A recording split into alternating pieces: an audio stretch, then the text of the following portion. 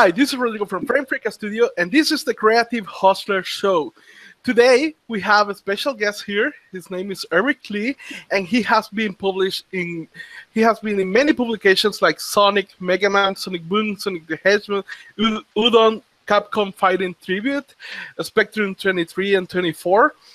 He has many gallery exhibitions because his art is so damn amazing, and also has worked for Amazon, Archie Comics, Will Interactives, Republic of Apps, and many more.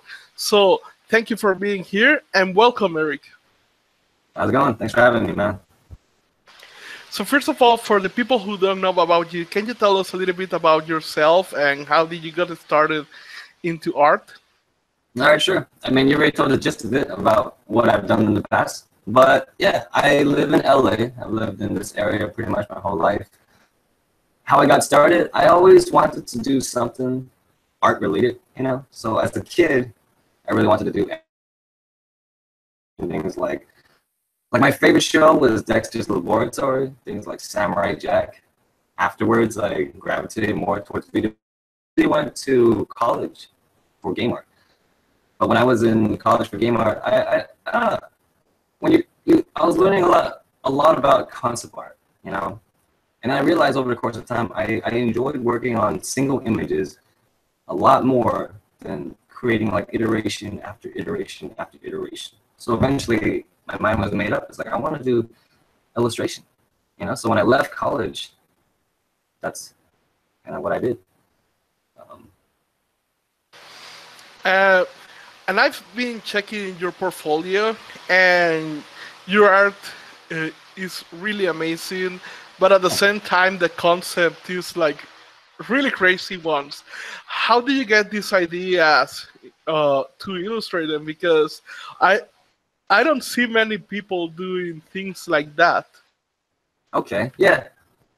When it comes to a lot of the stuff that you see, I'm assuming you're on my website, is very personal to you. I'm always trying to incorporate a lot of things that are like close to my heart. Music is also a big inspiration, but I like to incorporate images like also about my heritage. Like you see a lot of like Asian imagery in there as well. I'm a big fan of skeletons and animals, you know. But it's also like I like to bring a lot of things that aren't necessarily in my life per se. Like I live in I live in LA, very suburban area, but I like to incorporate a lot more nature aspects into my work. I'm always trying to find things that, like they're allegories for something else, you know. Nice. And pretty much, what is it about illustration that you like so much? Because there are so many paths in art.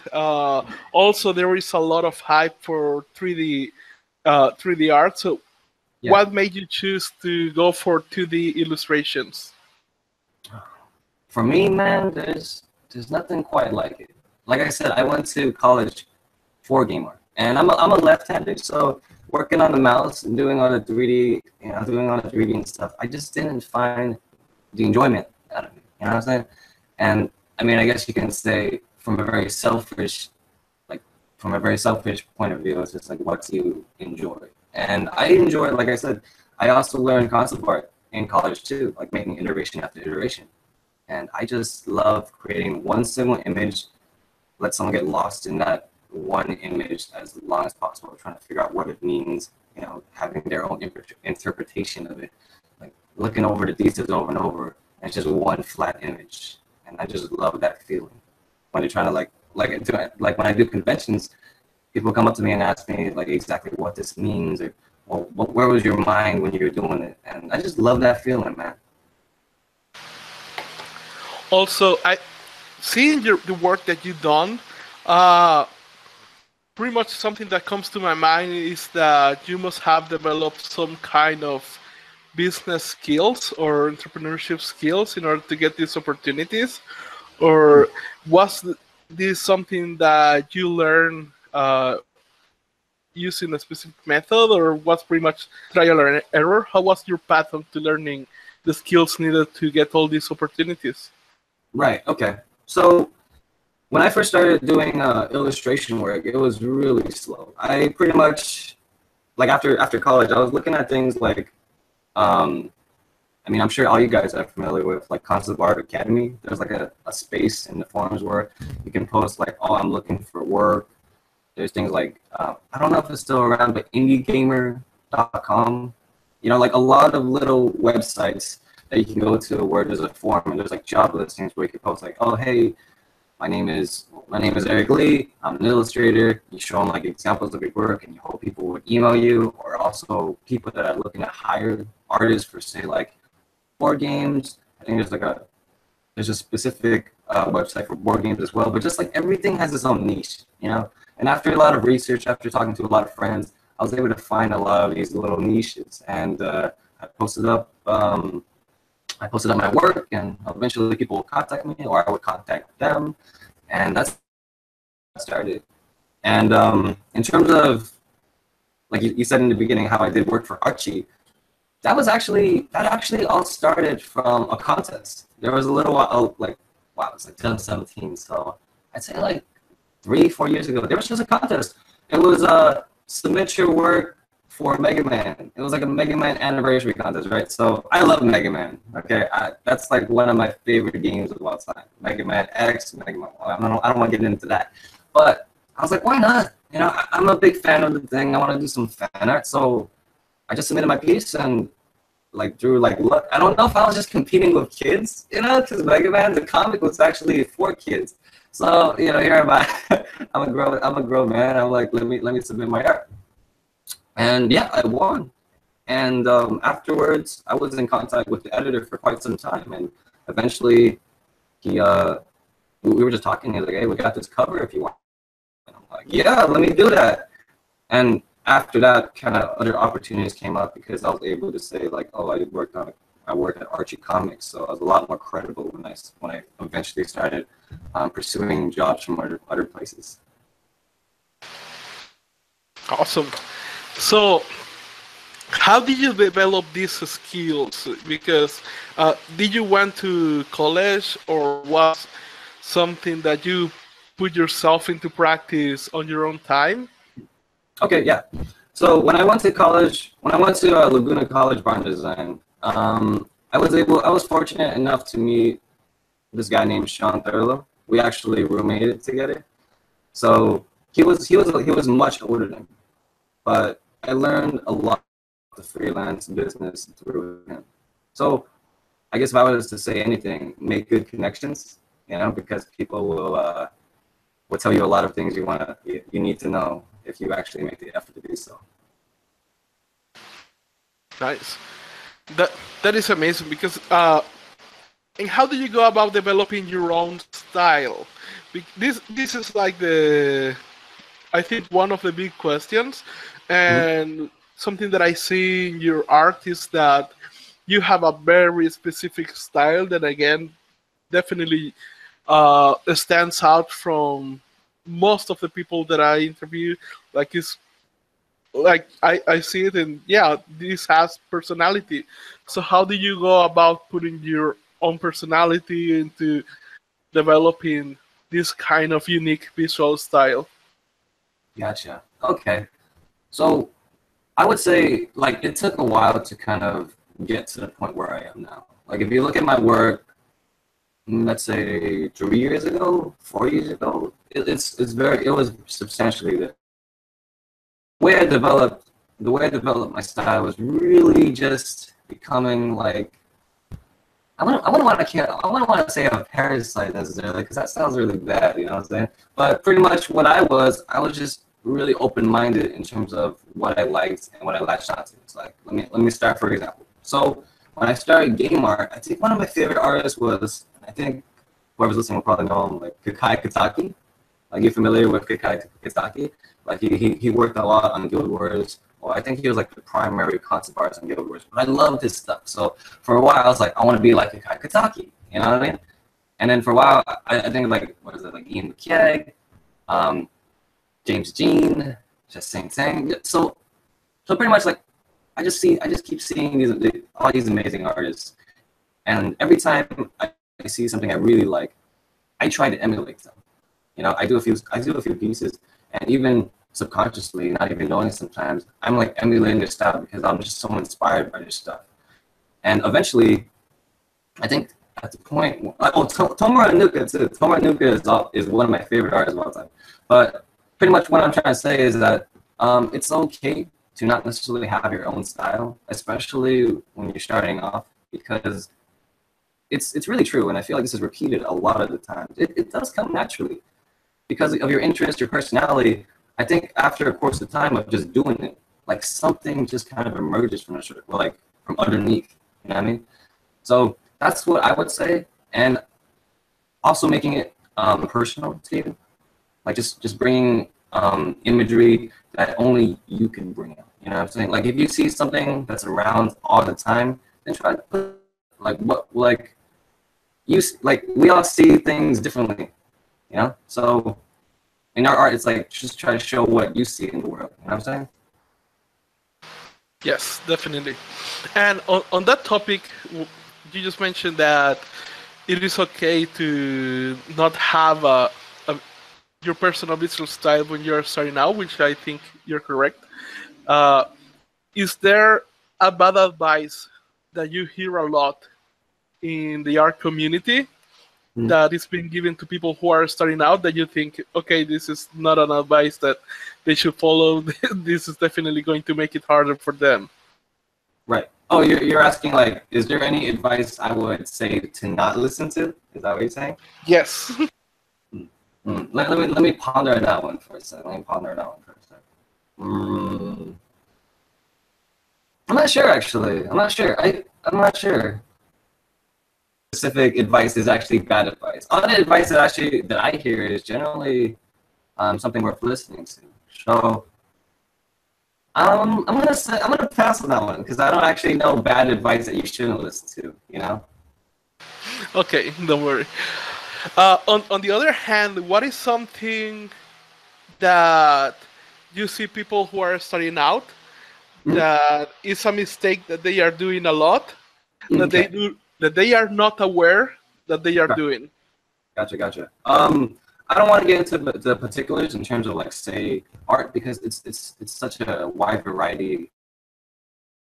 Get into one thing specifically, and I would say the overemphasis on social media, because I came from the generation where social media was booming out. You know, like Instagram just started when I was in college, or a little before or after. I'm not sure, but I see a lot of young artists these days overemphasizing the importance of social media. Like their skills are not there yet, but because of the way our world is and how the presence of Instagram, Twitter, Facebook, all these things, a lot of artists kind of they focus too much on that. They focus too much on likes. They focus too much on getting retweets and stuff like that versus actually improving themselves. Before trying to get exposure. It's like work on yourself first, and then after that, do the hustle of social media. You know what I'm saying? Yes, definitely agree with that. On the other hand, when we found you, pretty much it was our first time going to CTNX, and we were finding all these amazing artists. It was a very overwhelming experience going there for the first time. What are your advice for people who are going to these events and on how to make the most out of them? Right, because we met at CTN for the first time last year, right? Yeah. Okay, so my advice for those things are really to act like a good person. You know what I'm saying? Because okay, I'll talk about my experience when I was tabling it, and a lot of students would kind of come up to me and not even have a discussion with me. They would they would come up to my table, they would look at my stuff and be like, "Can you look at my work?" And I'm like, "Oh yeah, I mean, yeah, sure, I guess so." I'm just saying that's what I would say. Really just keep an open mind. You when you go to these conventions, there are artists that are tabling. They've been there for a day or 2 days, 3 days. They're tired. They're just chilling. They're also, trying to make money as well. You know what I'm saying? I'm not saying buy something just so you can talk to the artist, but treat them like a person, talk to them, ask them how their experiences are going, talk about their work for a little bit, and then you can go in for the kill. You could be like, oh, by the way, you slip it in, like, by the way, can you check out my work? And they would be happy to do it. But don't come up to like an artist tabling and just don't say anything and just like pass them your portfolio. That's not cool. That's not how it works. I actually had a similar experience. Not quite the same, but we were like building this entrepreneurship community here in my country, and it was grown a little bit big. Like it got to 300 people, but eventually we found out that many of these people, what they really wanted was for us to give them a job. And when they realized that the idea of the entrepreneurship events was to help them make something out of themselves, like they didn't like it. Like, and it's like, okay, like what part of all this event actually made you think that we were going to give you a job? Like that's not what entrepreneurship events are for. But it felt exactly. If I put myself into the situation of somebody coming along and just pretty much throwing their portfolio at you, is kind of that same attitude that, hey, here, like, give me job, give me a work, something like that. It's like treat us like a regular human, we just like you. I would say it's a little bit rude, but it is what it is. Also, we are planning on putting our own table next year on CTNX. Awesome. What would be your advice for people who are putting the table for the first time? Oh, for the first time. Okay. I would say bring someone with you. If you're doing conventions, bring someone with you, because despite there being a lot of people, there get some points where it gets a little lonely. Sometimes you gotta use a restroom. Sometimes you want to check out stuff. So definitely bring some company. Don't have such unrealistic expectations. Like when you're tabling for the first time, whether you be selling stuff or you're just going there to meet people, just realize that there's a lot of tables, and you're gonna get everyone that's swarming your table, like trying to talk to you and stuff. So just expect some downtime, be very realistic, and you'll probably be a lot better for on the table. It's gonna be so awesome, So because that's gonna set you up for a little bit of disappointment there. But yeah, be very positive too, because a big thing is that despite how the convention goes for you, like good or bad, like you don't want to be sad. Like you don't want to, you're putting up a show. You want to be positive when people come to you. You want to be, you want to introduce yourselves. You want to bring positivity. No one likes that negative stuff. Definitely. On the topic of events, is there any other event that you would recommend going to?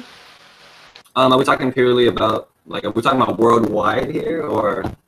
Yeah, definitely. Oh, okay. So this year I kind of did a lot less tabling, just simply because I was focused on my freelance. But I would say, my favorite show to this day, and this is actually my first show, would be WonderCon in Anaheim. That's the show that I hold close to my heart because, like I said, it's my first show.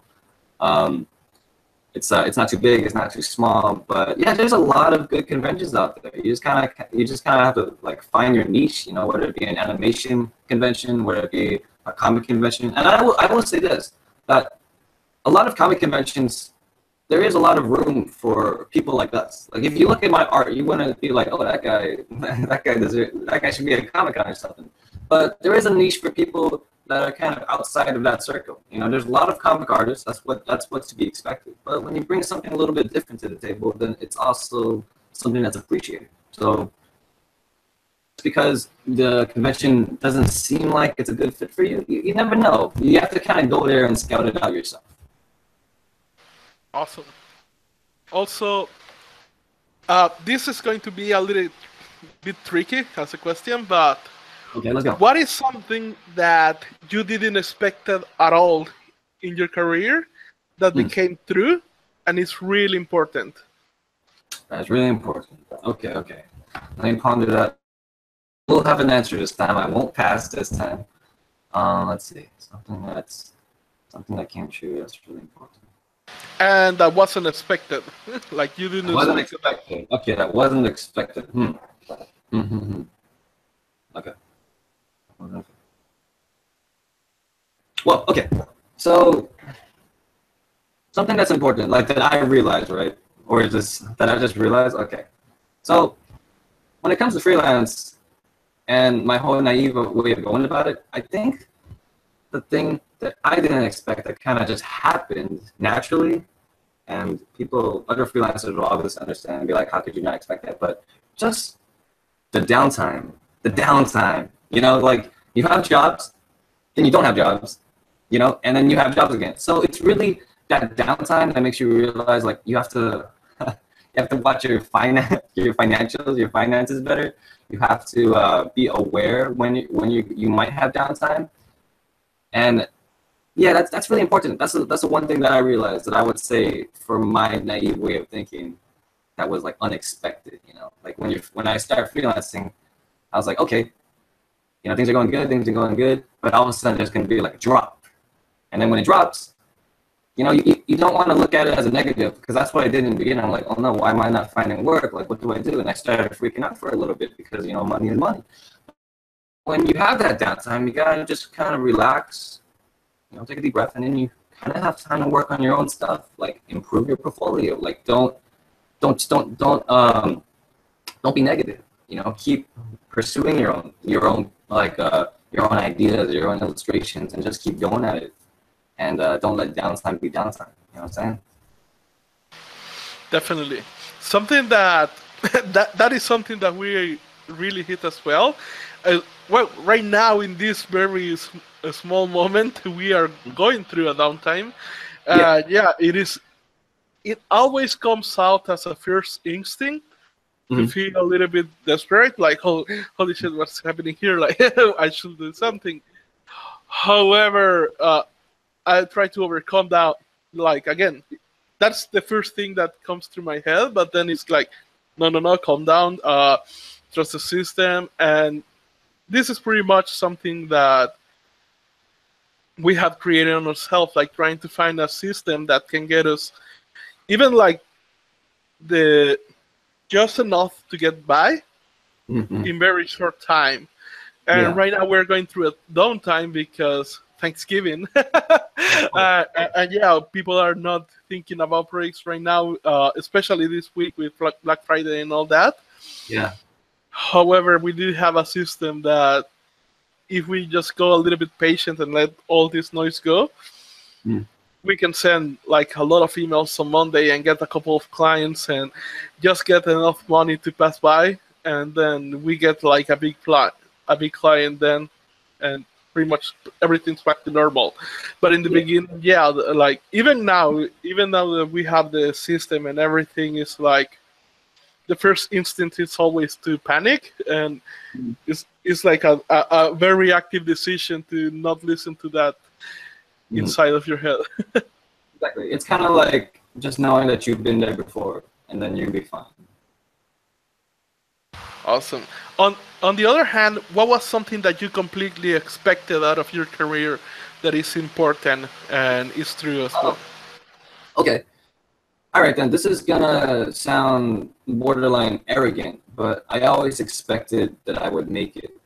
You know, because and I don't want that to be misinterpreted as in like arrogance or, you know, like pure arrogance. It's because it's more about in the realm of reality. Like that, I expected to become an illustrator. Like that was exactly what I was working towards. Like I was working long hours. I was practicing. You know, I was messing up. But I was practicing. So, like I don't think you go into this field expecting to fail. Like you expect to be successful. You know, you don't really have like another option. You know what I'm saying? Like you go into this, you work hard, and you're gonna make it. Like illustration, like anything like this, you come into this field where you're like, you know, I'm gonna work, but if I don't make it, then I'll do this. Well, if you have that mentality, then you're not gonna work as hard. You know what I'm saying? So I expected to become an illustrator, and I expected to ideally become decently successful at it. So that's my answer. You know, what you just say is so true. I don't know if you knew about this, but there was this study that was made on a lot of car crashes, and they found out that like Uh-huh. obviously the car crashes where people survived, right? So they found out that the people who actually crashed, like let's say into a pole or into something else, uh, they discovered that most of these people, when they lost control of the car, they saw, let's say, the pole, and they were thinking like, do not Hmm. hit the pole, do not hit the pole, do not hit the pole, but they continued to see the pole, and they crashed right into it. Yeah, And the I people see. who actually didn't crash, like when they started to study, the people who were like really close to crashing, when Hmm. they lost control of the car and everything, the people who didn't crash was the people who kept their eyes into the road, Yeah. and their focus was not onto hitting the car or not hitting the pole or not hitting whatever. It was Yeah. like, I need to continue into this road, and Mhm. most of them were able to take control of the car and keep in the road and not crash. Yeah. And Yeah. it that was really amazing because it pretty much sparked a study. And like you said, if you go into thinking, I'm gonna crash, I'm going to fail, like if that is your constant thinking, is then you're going to do it. Like you're going to continually see things, see proof of why you are going to fail, instead Mhm. of looking at the proof of why you are going to succeed. And it's all there. Like that's the hard thing. Like everything is there. Like there is always reasons why you will fail, but also there's reasons why you will succeed if you are very objectively and not trying to watch Mhm. it emotionally speaking. Yeah. But if you can't focus yourself on to keeping on the path Mhm. of the success, then it's more probably that you're going to do much better than if you focus on, oh, I'm going to fail, I'm not good enough. Yeah, exactly. And a quick one I would like to kind of just jam in there is like when you're on like a run, and when you focus on just looking straight, like you look straight ahead and that's all you see, your destination, you do a lot better than you start, it's like, oh, my legs are tired, like, oh, I'm out of breath. But if you just focus on that vision, you just look straight ahead, see, instead of like, because honestly, we're gonna think about the negatives and stuff, you know what I'm saying? It's hard not to, but just look straight ahead, man. Yeah, definitely. Like, I always tell my friends, like, look, this path is hard enough as it is to make it even harder than it should be. Like, there's no Yeah. reason why you should doubt yourself. Everybody else is doing that for you. Yeah. Even I'll tell you. Exactly. Like they will always tell you, like, oh no, you shouldn't do that. Like that is not safe. Like you already have everybody else worrying about that, so it's not too much help to worry that you yourself worry about that too. So. Exactly. You got it. You got it, man. And on that topic, what will be your advice? Because this is a trend that I see a lot into the creative world. Like before, I used to have like a tech business, like doing app development and website development stuff. Okay. And I see in that environment, even when there were a lot of geeky guys, like tech guys, Yeah. there was this I don't know how to put it, like bravado, like this self-esteem that was like, yeah, let's go change the world. Like all the tech world is, I think it because it has matured so much since Facebook, Instagram, and all these things with Silicon Valley. Yeah. I think there is more of that attitude. But when Hmm. I did a change and came back to animation and came back to this creative world, Hmm. like I see that even though there is people like that, Hmm. there is a huge number of really talented artists Yeah. that are not like, they have a lot of self-doubt, they are really shy, Gotcha. they are insecure. Yeah. What will be your advice for this kind of people who are like good enough, but at the same time they are doubting themselves? Right. Okay. First of all, I wanna empathize with people because I also am in that realm of self doubt. Like Have you guys ever seen? It's a meme that goes around, but it's like you start off in the piece super confident, right? Like this is gonna be awesome, right? My hand's right here. Okay, it's gonna be awesome, and then like now you're doubting yourself, like, oh, this is gonna turn out horrible and everything, you know? Like you start overthinking everything, and then you go through like this huge down, and then by the end of it, you're like, it looks awesome again, you know? So I would say that it's kind of like the thing before, you know, these people that are amazing, but then they still act like they're, well, I guess a little bit of a, you know, was it humility? You're just trying to stay humble with your piece, but to the people that actually do doubt themselves a lot, the people that don't think they're good enough when they actually are, I think they need to do their best to really take a step back and try to look at their work objectively. You know what I mean? Not try to like pull yourself away, you know, and look at your work like the way you see other people's work. And you know, you have to compare. You have to compare and see exactly where you're at.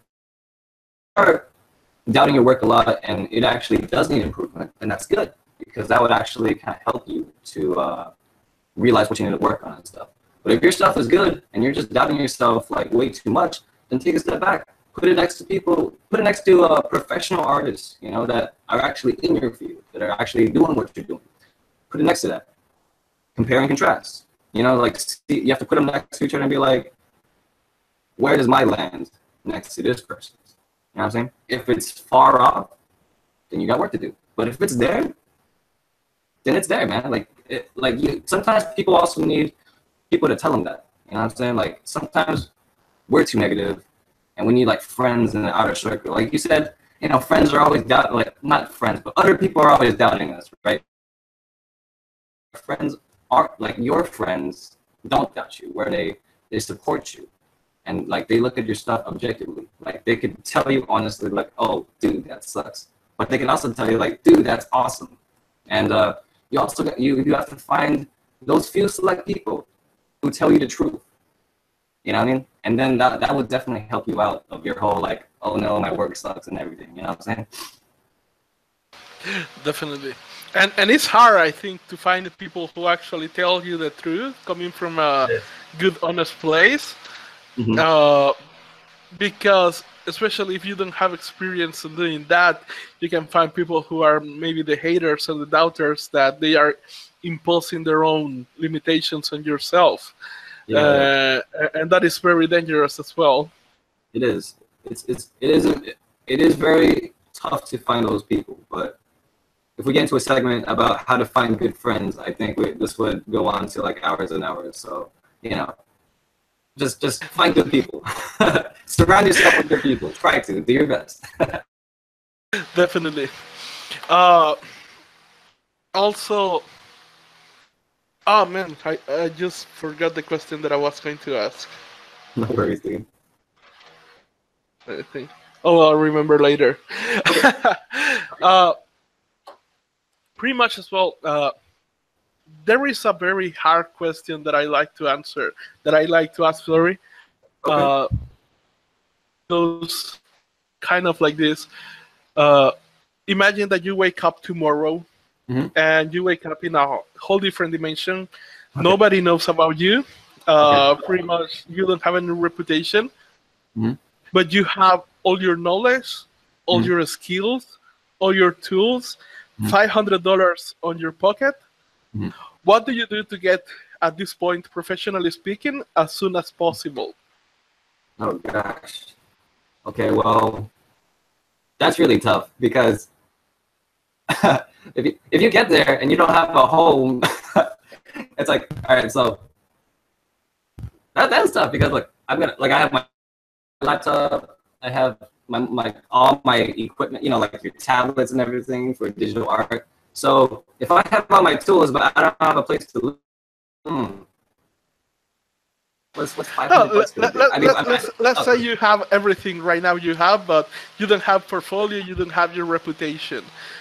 So I have to pretty much create everything from scratch. Yeah. Right? Like all my pieces again. I have 500 bucks. All right.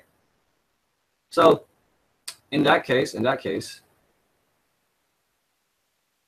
And the dimension is just like ours? Just like, Yes. it's okay. All right. Then that's, so what I would do, and I do have a place to live. Okay, I have a place to live. All right, let's go with that.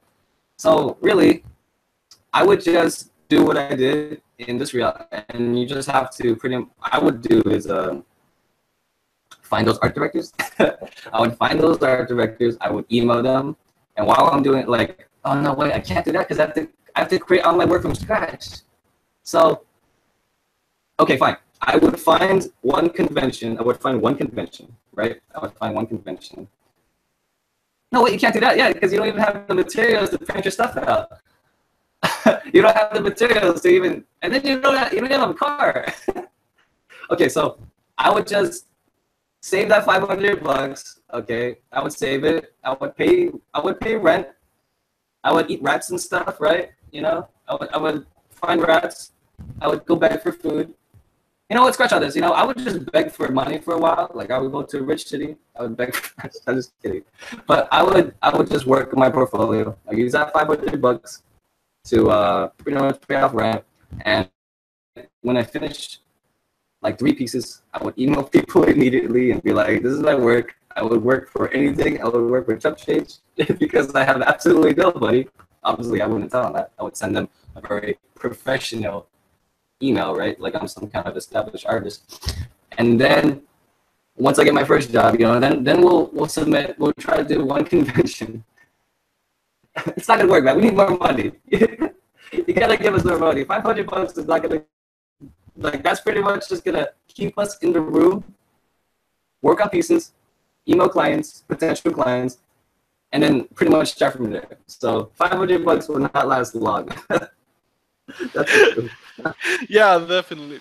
The reason I asked the question is because, well, from where I came from, that was kind of the position that I was in, and the position that many people were in. Of course, like in this country, like $500 helps you much better than in Los Angeles. Like, definitely that there is that change of price there, but yeah, it's similar to the position that many people start.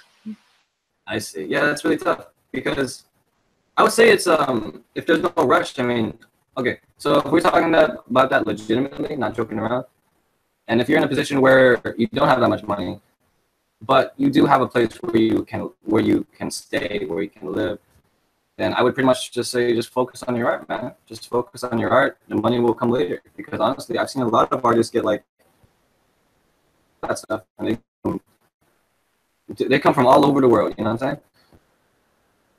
Work on your craft, because if you got nothing else, then you just work on your craft, and eventually that's all you need. You know what I'm saying? If you told me $500, if you give me $500 and told me to emulate that, but you know, you don't have a place to stay, then you know that gets really difficult, especially the tools that you need to buy. But if you got a place to stay, you got some tools, you know, even if it's just a really shoddy tablet, then all you gotta do is practice. If there's no absolute deadline, just practice, and it will come. It will come. Definitely. And what do you do when you feel like overwhelmed or unfocused? What do you do to get back to a center position? Gotcha. Okay. This is actually pretty relevant because I actually went to Japan for two months. I mean, not 2 months. 2 weeks. 2 weeks. Right. So I was there just kind of having fun. Really, you know, going to Japan for the first time was amazing. But the thing is, during those 2 weeks, I didn't draw at all. So when I came back, I was like totally out of it. Like it took me, I was like, how do I draw again?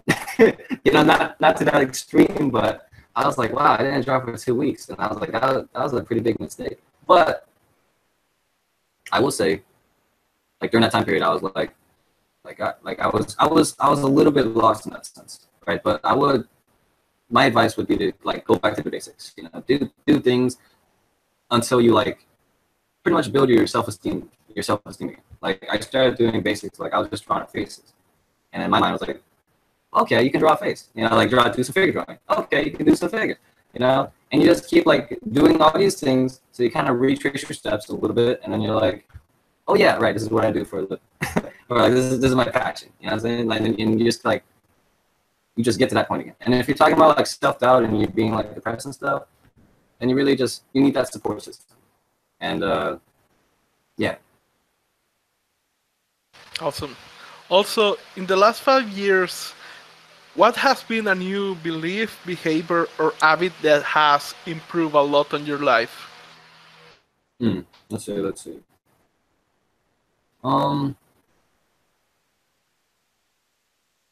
My life in general, not just art. Yeah, definitely. Don't drink that much. You know, it'll save you money, and yeah, you'll be able to work a lot more. Let's go with that. Let's go with that. Awesome. Definitely, I can relate to that as well. Oh, you. All right. Yeah, I'm a whiskey guy, so like, whiskey bottles kind of add up. You know, you save money if you don't drink them. Yeah. Also, how has a failure or apparent failure set you up for later success? Do you have like a favorite failure of yours? Oh, like what favorite failure has set me up for success? Was that what you're saying? Yeah, or something that appeared like a failure, but it wasn't. Okay. Well, so I don't know if I made this really clear earlier, but graduate from college because I actually left college because when I went to Laguna College of Art and Design for 2 years, and it was okay. In the second year, like I said, I lost interest in game art, right? So I wanted to kind of go into illustration, but art colleges are expensive, right? So I really couldn't commit any more time to like, you know, because I had to pretty much redo the track, you know, because I'm switching from game art, doing the basics all over again. So when I left there, because the way I was brought up, like school is the most important thing. Like school is the most important thing. So when I left college, it was looked upon like as a huge failure. Like for my parents, for my friends, it was just like this really thing like this really negative thing that kind of weighed on me. Like no matter what I did, it's like I'd be asked by my mom's like, "Do you wish you didn't leave school?" Like just out of the blue, just questions like that would just kind of like pick at me. You know what I mean?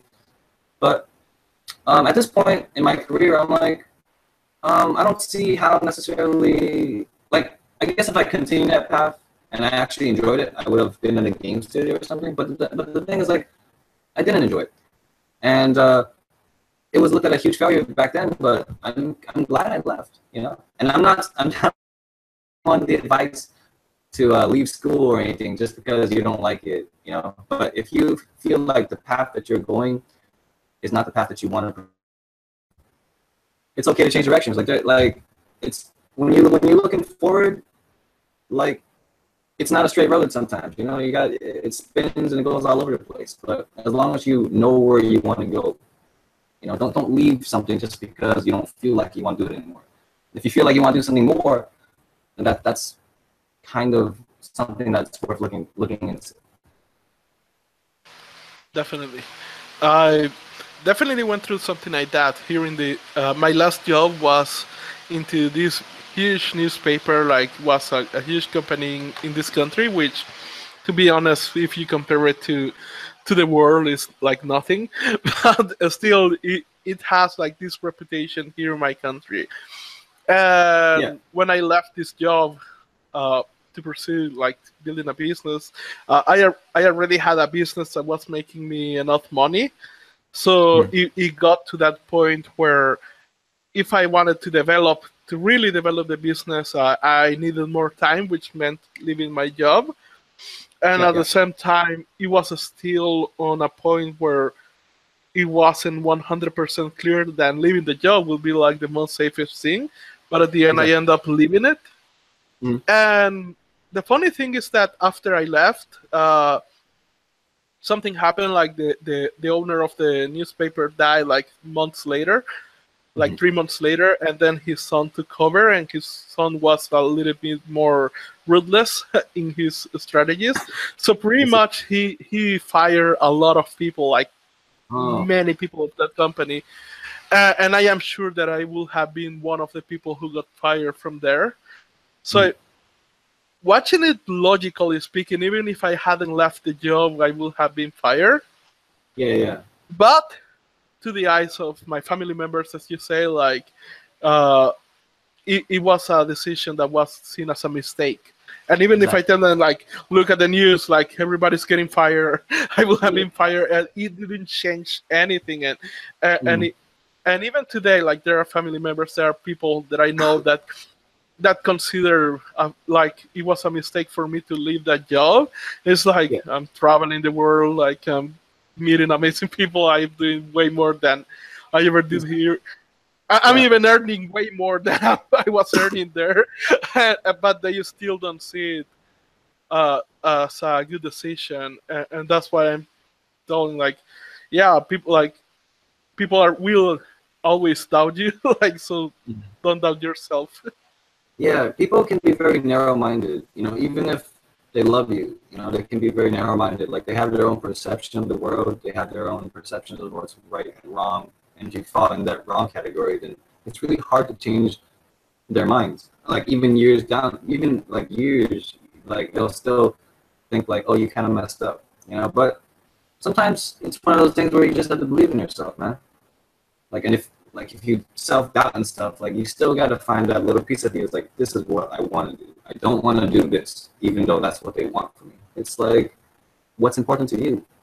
Even if you know that road is going to be tough, it's like, what's important to you? And just hold that dear, you know? Definitely. Also, if you were to give an advice to a sport-driven student that or artist that is Mhm. about to enter the real world, like Right. he's about to go and face Mhm. whatever comes his way, what Yeah. will it be? All right. I feel like it can be a little bit of a combination of things that we said before, but just changed. Like we can use advice from before, right? The convention thing. Be a real person. Be nice to people. You know, when you talk to them, like treat them like treat them like if you want something from someone, then you have to also give. You know what I'm saying? You also have to give. Um, the second one is expect downtime, right? Expect downtime because downtimes will come. Like if you're getting out of college and you're looking for a studio gig, right? Then expect downtime. You might not have a job for a while, but also stay positive. You know, don't let that downtime be downtime. Like do something productive. Do something like keep working on your stuff. You know, something else. Another advice is that I would love to give is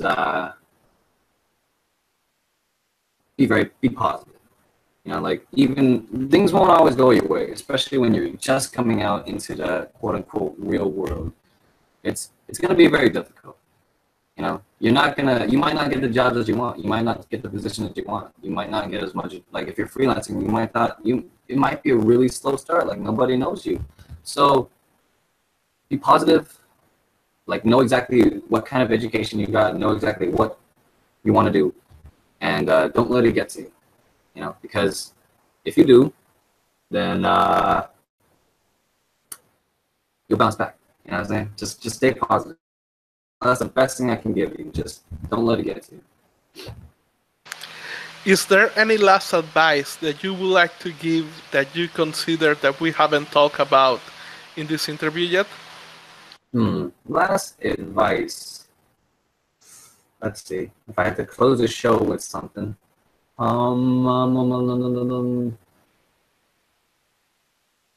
I guess it would be to go over the style thing, like from before. Like just like I said, some artists pursue social media way too much. Like don't do that. Focus on yourself. But it's also some people focus on finding your style too quickly. You know, styles will come over time. It will evolve as you grow, and there's no need to rush it. You know, that's like rushing your own growth. right? You can't. It's like when you're growing taller, right? You can't necessarily rush that. It comes naturally, and just like your style, just like your skills. Well, skills you can kind of rush, but I feel like style comes naturally. Yeah. Awesome. If people want to find you online, where will be the best place to do so? Me at ericleeart.com. You can find me on Instagram at ericleeart. I also sometimes do YouTube videos, seldomly, at youtube.com/ericleeart. So yeah, just Erik Lee Art. You will find me. It's easy to find me because unlike most Eriks, I am ERIK. So just remember that. Nice. Thanks a lot for giving us your time, and your advice here is highly appreciated. Thanks, man. Thanks for having me. I've enjoyed it. So this has been the last episode of the Creative Hustler Show. If you like it, please click the like button below and also share it with your friends. Until next time.